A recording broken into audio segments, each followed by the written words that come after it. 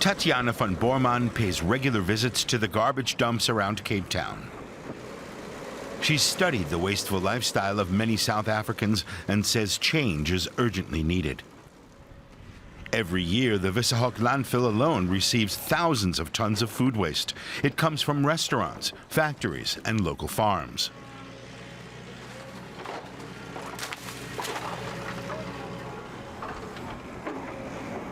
We estimate that a third of food is dumped in South Africa every year. This has significant ecological impacts because all that food has compounded water and energy, and from a climate change perspective, in the landfill it emits harmful greenhouse gases, both methane and carbon dioxide. In South Africa, up to 12 million people don't know where their next meal is coming from, and yet we're wasting 10 million tons of food every year.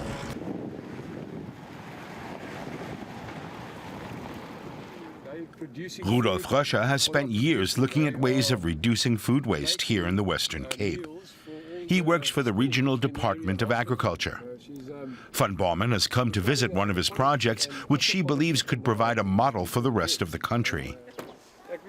Röscher has managed to persuade farmers to donate their food surplus instead of plowing it back into the ground. Lizette Klupper's farm is the collection point. 7 local farmers bring their excess produce here. You should see the quality. It is not thrown away food. It is export quality that they just deliver. I said, please send me anything, even if there's a little mark on it or spot or something. No, that's not good enough. They want to deliver the best. So yes, they want to give. Sometimes several tons of food arrive here in a single day. Government-sponsored vehicles then transport it to soup kitchens in nearby townships like Avian Park, which is home to 20,000 people. Poverty is rife here, as are gang violence and drug crime, and it's often the children who suffer most. Today we're cooking a dish with pumpkin, potatoes, carrots and other vegetables. Then we'll serve it with rice. That's what we're giving the children today.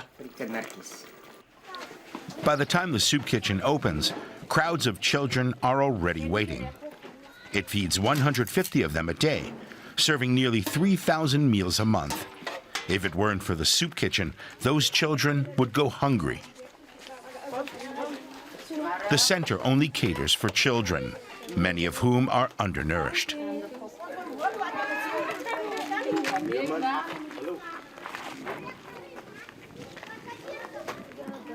Most people in the township live from state benefits. The soup kitchens may be a lifesaver for some, but they're still not the ideal solution long-term.